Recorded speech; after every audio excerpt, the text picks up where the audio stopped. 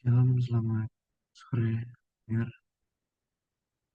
perkenalkan saya Elvin Kezia Mobarik dengan NIM 220211010279. Kali ini saya akan memaparkan materi saya,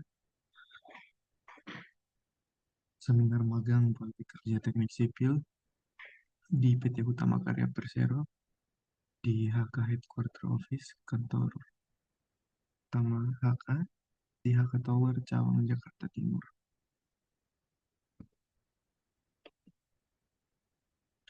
Yang pertama di sini adalah latar belakang. Jadi mengenai magang, magang itu merupakan bagian dari kurikulum pendidikan tinggi untuk memberikan pengalaman kerja nyata kepada mahasiswa. Mahasiswa teknik sipil perlu memahami tidak hanya teori, tapi juga praktik langsung dalam dunia konstruksi profesional. Kemudian yang kedua, PT Utama Karya Persero ini merupakan perusahaan atau badan usaha milik negara yang telah dipercaya mengerjakan berbagai proyek strategis nasional dan melalui penempatan di kantor pusat, tepatnya divisi sipil umum di Departemen Engineering. Mahasiswa dapat belajar langsung dari proses perencanaan, desain hingga review teknis untuk proyek-proyek berskala besar dan skala nasional. Kemudian di sini ada tujuan dan manfaat magang. Pertama, tujuannya untuk mengaplikasikan teori yang didapat di bangku perkuliahan dalam bentuk pengetahuan akademik, bagaimana cara mengaplikasikannya di dalam dunia kerja nyata. Kemudian yang kedua, meningkatkan pemahaman teknis mahasiswa dalam bidang perencanaan dan engineering proyek konstruksi. Kemudian juga memberikan pengalaman profesional di lingkungan BUMN konstruksi. Kemudian untuk manfaat, yang pertama meningkatkan keterampilan teknis, kemudian memahami bagaimana alur kerja, juga bagaimana prosedur internal Departemen Engineering di perusahaan konstruksi dalam hal ini Utama Karya. Kemudian meningkatkan kemampuan komunikasi, disiplin dan tanggung jawab dalam lingkungan kerja profesional. Juga menambah wawasan mengenai standar industri dan budaya kerja di perusahaan milik negara.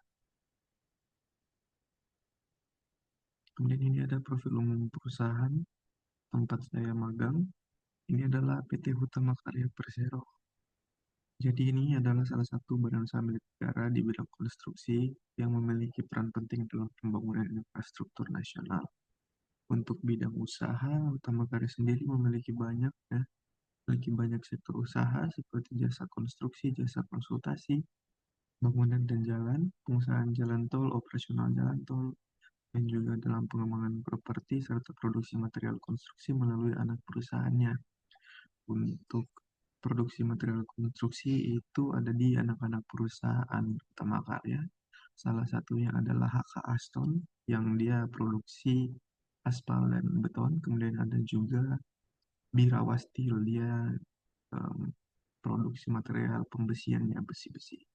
Kemudian untuk lokasi perusahaan, kantor pusat HK itu terletak di Jalan Letjen MT Haryono, Kavling 8, Cawang, Jakarta Timur.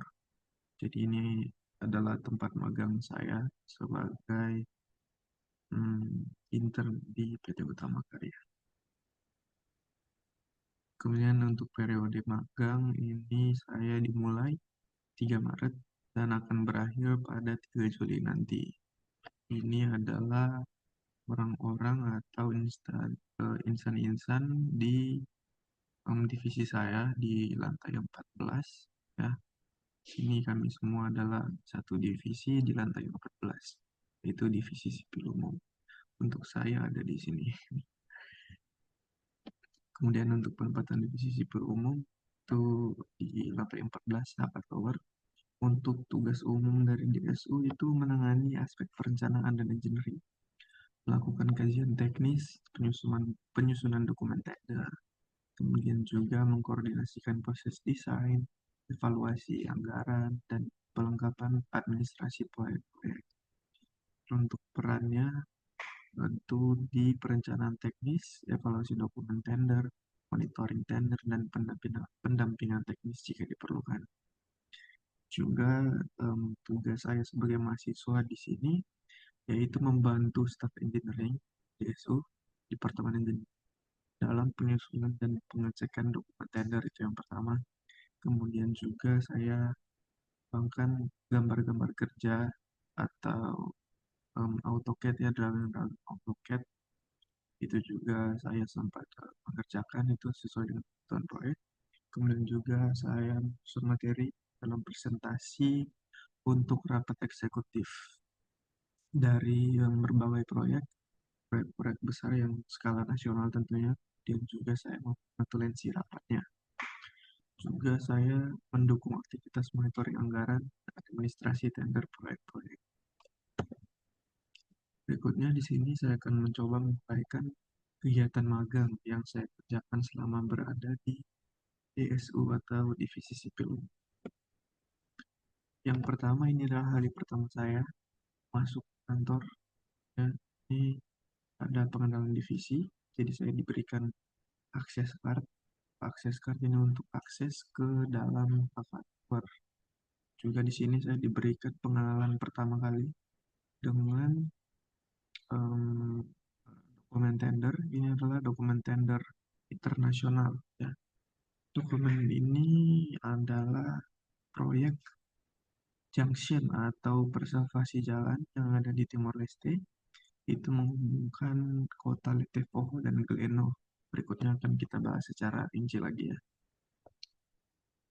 Nah, di sini.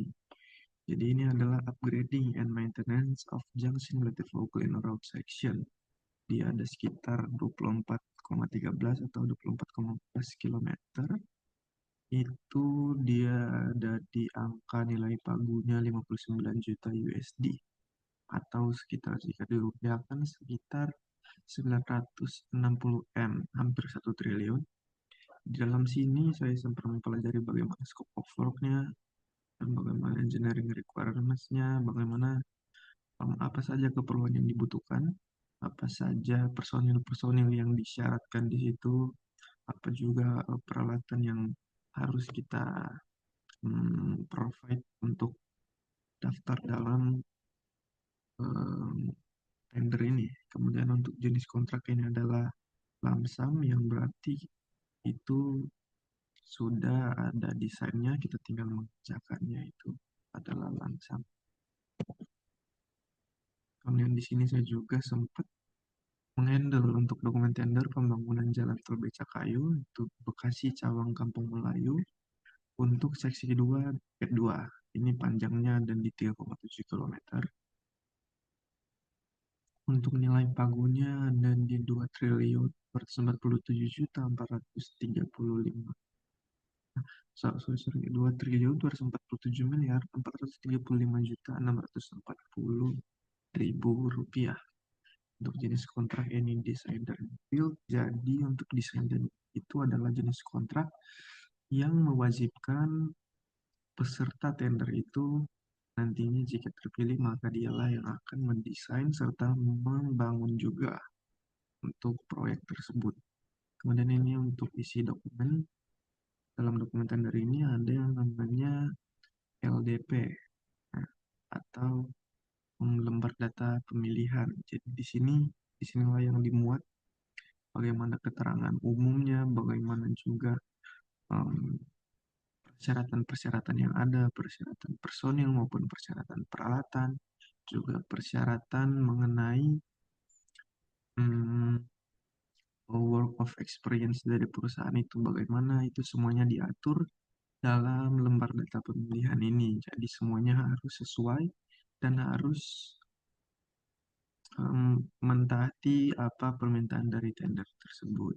Di sini ada checklist dokumen, jadi berdasarkan isi dokumen LDP ini, jika dari departemen saya ingin mengikuti tender ini, mendaftar tender, itu kami melakukan checklist dokumen. Di sini ada berbagai dokumen sebagai acuan ya. Jadi ini gunanya untuk monitoring progres penyediaan dokumen. Karena dokumen itu begitu banyak ya, dokumen yang harus disediakan oleh kami, sehingga untuk atasan mungkin dalam hal ini jabatannya adalah analis atau vice president dari departemen kami, vice president engineering itu akan memegang checklist penyediaan dokumen. Jadi untuk pekerjaan yang ada di Utama Karya ini kurang lebih semuanya by SharePoint. Semuanya sudah dimonitoring langsung dalam satu tangan ya, dalam satu departemen. Semuanya dimonitoring dari sini untuk ikut sertaan tender. Jadi dalam checklist ini semuanya akan dipantau oleh atasan. Kemudian di sini saya sempat juga terlibat dalam perencanaan proyek dapur umum. Jadi ini dapur umum akan bergizi gratis, jenis kontraknya lamsam. Itu sebenarnya sudah ada gambarnya sendiri ya, gambar gambar rencana kerjanya itu sudah ada. Namun ada beberapa yang keliru, ada beberapa perhitungan pekerjaan yang keliru. Sehingga di sini saya menghitung kembali dan merapikan kembali bagaimana gambar-gambar ini sebagaimana mestinya. Itu juga dalam em, eh, di dalam bantuan dari mentor saya juga bagaimana seharusnya gambar-gambar ini dibuat. Ini adalah Electronic AutoCAD. Gambar rencana kerja untuk pembangunan makanan dapur umumnya. Di sini ada volume pekerjaan. Untuk volume pekerjaan di sini sebenarnya sudah ada yang dihitung dari karena ini jenis kontraknya lamsam, jadi sudah ada volume pekerjaan dan juga gambar rencana kerjanya. Cuma di sini ada beberapa yang sedikit keliru, sehingga setiap ada kontrak lamsam itu kita harus recheck kembali bagaimana gambarnya, bagaimana juga volume pekerjaannya sebelum nanti kita masuk ke analisa harga satuannya. Di sini saya sempat menghitung cukup banyak. Ini semuanya saya hitung dari pekerjaan tanah, pondasi, struktur dinding, sampai atap juga, sampai ke beton juga.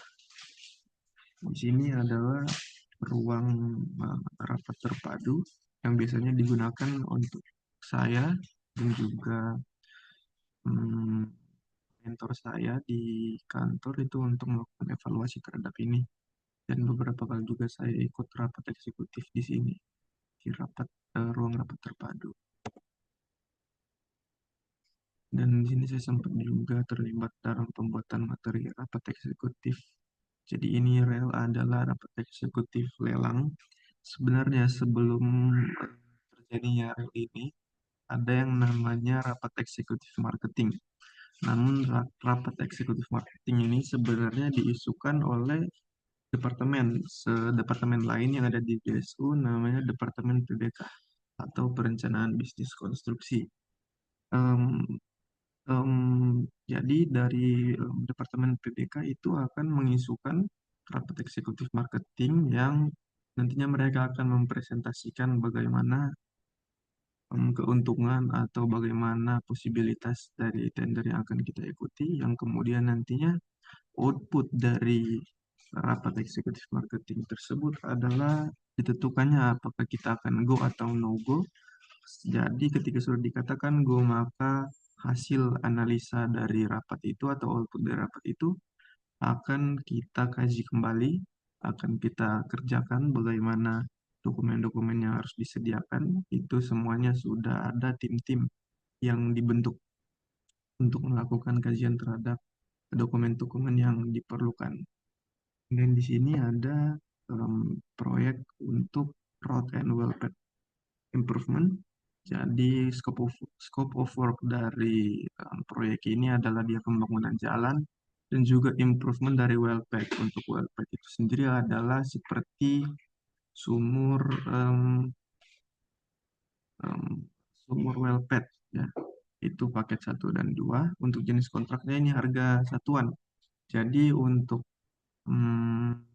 pekerjaan yang sudah ada, tinggal kita mendiskusikan bagaimana harga persatuan pekerjaannya karena ini ada beberapa titik-titik jalan juga wellpacknya itu ada di beberapa titik dan di sini saya sempat menganalisa bagaimana isi dari em, proyek tender ini dan untuk dari kerel ini akan diberikan ke materi dari rel.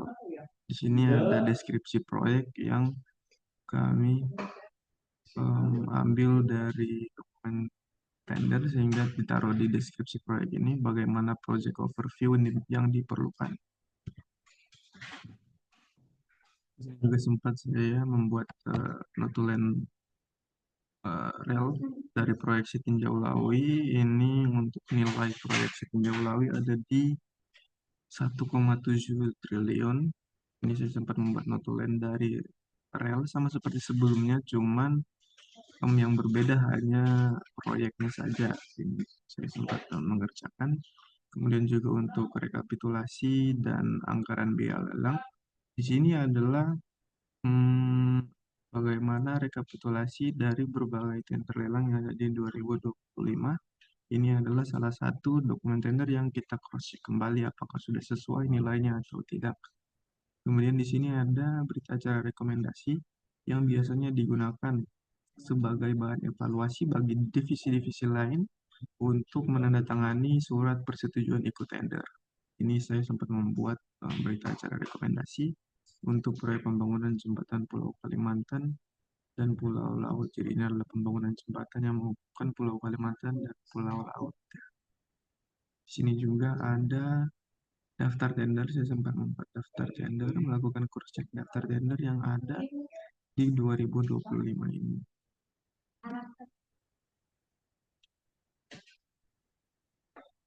Ya, ini salah satu event dari BUMN juga, namanya adalah Akhlak Day.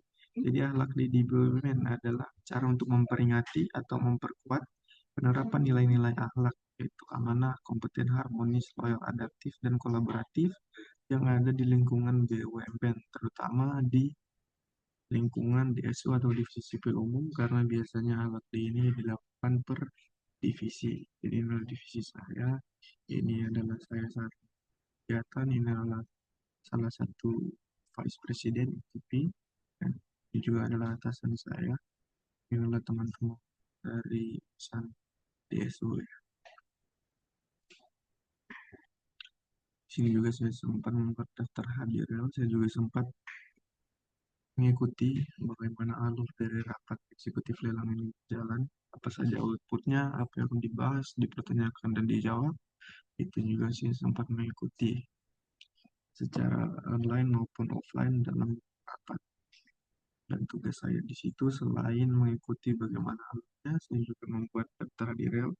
Dipercaya untuk membuat daftar di rel. Di sini ada berbagai rapat yang sudah saya ikuti, diantaranya jembatan Kalimantan yang sebelumnya sudah kita bahas, ada jalan di wilayah otoritas ibu kota Nusantara, kemudian ada juga KSCS di Indramayu, ada juga Sitinjau Lawi, jadi ada berbagai proyek yang sempat saya ikuti. Dan untuk rekapitulasi kegiatan bulanan saya seperti berikut ya. Untuk di bulan Maret, itu pengenalan divisi, pengenalan dokumen tender internasional, perhitungan pekerjaan. Ini lebih fokus pada pengenalan sistem kerja dan teknis dasar.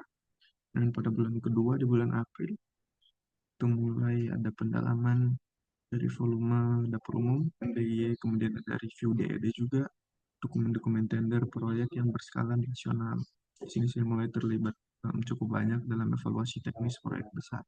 Kemudian pada bulan Mei, situ saya berkontribusi dalam notulen daftar hadir, pengecekan anggaran biaya lelang, pembelajaran EHS. Jadi untuk dalam dokumen tender juga ada pembahasan di bagian EHS. Jadi untuk EHS itu adalah environment, health, ya. Itu adalah kesehatan lingkungan yang saat ini cukup banyak dibutuhkan dalam ikut serta tenda, itu menjadi salah satu persyaratan yang utama sekarang.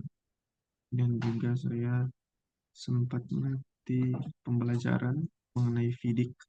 Untuk FIDIC ini sendiri, dia adalah eh, perancangan ya, perancangan standar kontrak internasional. Jadi untuk standar dari kontrak internasional seperti yang kita ikuti pada Timor Leste, preservasi jalan di Timor Leste itu semuanya berdasarkan FIDIC. Untuk FIDIC itu kepanjangan adalah Federasi Internasional des Insurance Councils. Nah, itu FIDIC yang menerbitkan standar kontrak teknik internasional. Kemudian untuk SSCMP itu adalah Site Specific Environmental Management Plan. Jadi itu adalah rencana bagaimana manajemen kesehatan lingkungannya, tapi lebih spesifik pada satu site, pada satu tempat. Kemudian juga prosedur bagaimana pelaporan ke 3L, kesehatan, keselamatan, dan kerja lingkungan. Kemudian juga ada penyusunan checklist proyek untuk BRT. Untuk BRT itu adalah bus rapid transit yang ada di Medan. Kemudian untuk CWC itu ada di Indramayu. Di sini saya untuk bulan Mei ada aktif dalam dokumentasi proyek manajemen tender.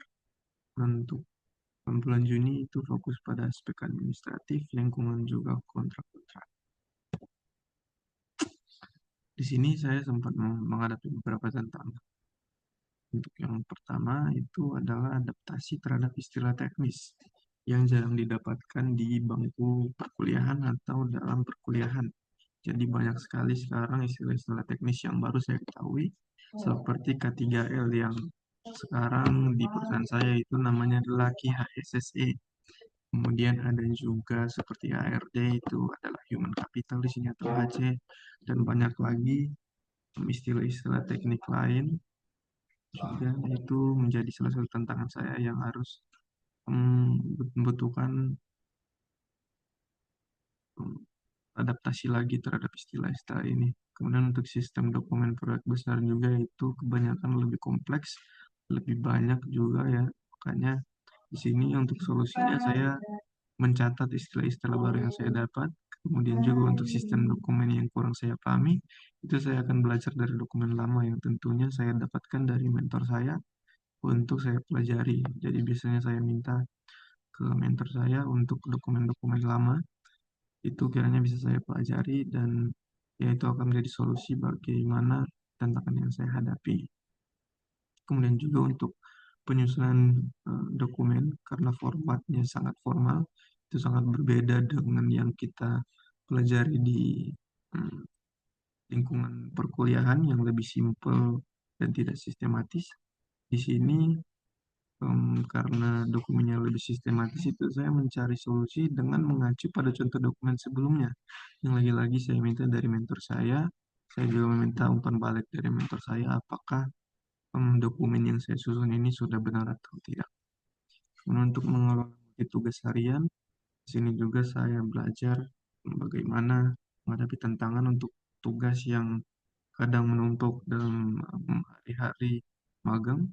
Itu saya mendapatkan solusi untuk membuat to-do list harian yang memprioritaskan tugas yang berdampak langsung pada tim atau tugas yang sudah harus dikerjakan atau sudah harus selesai secepatnya. Dan juga untuk keterbatasan pemahaman terhadap kontrak, terutama dalam standar-standar internasional ya, yang belum pernah atau tidak familiar dengan saya. Ini solusinya adalah saya membaca ulang klausul kontrak dan mencari referensi tambahan secara mandiri. Di sini adalah pengalaman yang saya alami, itu terlibat langsung dalam proyek nasional, kenal bagaimana standar profesional, kemudian juga kesempatan mengikuti rapat internal yang memberi wawasan ya tentang dinamika pengambilan keputusan teknis. Kemudian yang kedua ada perkembangan kemampuan. Di sini saya merasa yang mengalami perkembangan kemampuan dalam AutoCAD, bagaimana juga saya membaca gambar teknik, juga menghitung volume pekerjaan yang lebih eh, kompleks lagi, yang lebih ribet lagi dibandingkan dengan yang saya pernah pelajari di bangku perkuliahan. Kemudian di sini juga dalam proses administratif, saya sudah mengalami perkembangan dalam menyusun dokumen tender yang sebelumnya saya tidak tahu bagaimana alur dari persiapan tender. Kemudian juga untuk membuat notulen, apa pentingnya notulen itu, kegunaan notulen itu apa, itu juga sudah saya ketahui. Dan di sini juga saya dapat melakukan pengecekan data anggaran biaya lelang. Untuk soft skill itu saya bisa mengalami perkembangan bagaimana komunikasi secara formal dalam berbahasa Indonesia juga, kemudian untuk kedisiplinan waktu kerja, dan adaptasi dengan budaya kerja profesional. Di sini ada perbandingannya dari teori dan lapangan. Untuk aspek yang pertama, itu perhitungan volume pekerjaan. dalam manajemen konstruksi ya, dalam mata kuliah Makon. Itu saya sempat untuk mendapat teori di kampus itu lebih fokus pada rumus dan pendekatan matematis manual dari gambar teknik. Kemudian untuk realita yang saya alami itu lebih menekankan pada akurasi data dari gambar CAD dan penggunaan software spreadsheet untuk kecepatan dan konsistensi. Kemudian aspek dalam penggambaran AutoCAD juga analisa gambar kerja itu kalau di teori di kampus itu diajarkan dasar-dasar saja penggambaran teknis bagaimana standar garis juga. Dan untuk realitanya di lapangan itu digunakan untuk koordinasi lintas tim dengan detail teknis yang harus menyesuaikan kebutuhan tender dan dibaca oleh non-teknisi. Jadi bagaimana kita dapat mengatur AutoCAD atau gambar kerja yang gampang dimengerti dan dapat dibaca walaupun orang yang bukan orang teknik ya. Ini dokumen kontrak. Di sini dalam mata kuliah administrasi kontrak dan anggaran borongan atau ADKON itu umumnya hanya dibahas sebagai bagian dari manajemen proyek secara teoritis. Kemudian di lapangan, dokumen tender sangat kompleks dan dinamis serta memiliki format baku yang berbeda tiap proyek dan institusi pemberi kerja. Sedangkan dalam administrasi kontrak borongan itu hanya pekerjaan-pekerjaan misalkan rumah sederhana yang tidak sekompleks di lokasi magang. Untuk manajemen proyek itu ada di P3 berbasis kurikulum teori seperti CPM, jalur krisis, dan WBS. Kalau di realitanya praktiknya lebih cair, mengandalkan pengalaman, dokumen lelang, dan review manajerial dalam pengambilan keputusan cepat. Ya, ini adalah kesimpulannya. Jadi untuk program magang ini akan menjadi jembatan penting antara teori dan praktek di dunia kerja profesional. Ini adalah lembar penilaian. Di sini saya dinilai integritasnya 90, ketepatan waktu 90, keahlian berdasarkan bidang ilmu 90, kerjasama 89, komunikasi 90, penggunaan teknologi informasi 88, pengembangan diri 86, dan rata-rata nilai akhir adalah 89 dengan verifikasi A. Ini adalah work plan saya yang disusun sebelumnya. Dan untuk absen harian di sini ada dari bulan Maret sampai ke April ada di tanda tangan ya absen hariannya. Ini ada di bulan Mei ada tanda tangan dan untuk bulan Juni itu per tanggal hari Senin nanti tanggal 30 itu belum ada dan akan saya provide. Nantinya akan saya rangkum lagi, akan saya rangkap lagi dalam laporannya. Ya, terima kasih. Cukup sekian presentasi dari saya. Itu sudah saya presentasikan bagaimana proses magang saya, bagaimana juga kesimpulan yang saya dapat, bagaimana tantangan dan solusi, juga perbedaan antara teori yang didapat di kuliah dan bagaimana penerapan sebenarnya di lapangan. Kemudian juga untuk absen, ada saya sudah perlihatkan juga untuk nilai akhir dari perusahaan, dari departemen saya juga sudah saya provide di sana. Untuk itu, terima kasih Ner atas waktunya, atas perhatiannya. Saya ucapkan banyak terima kasih.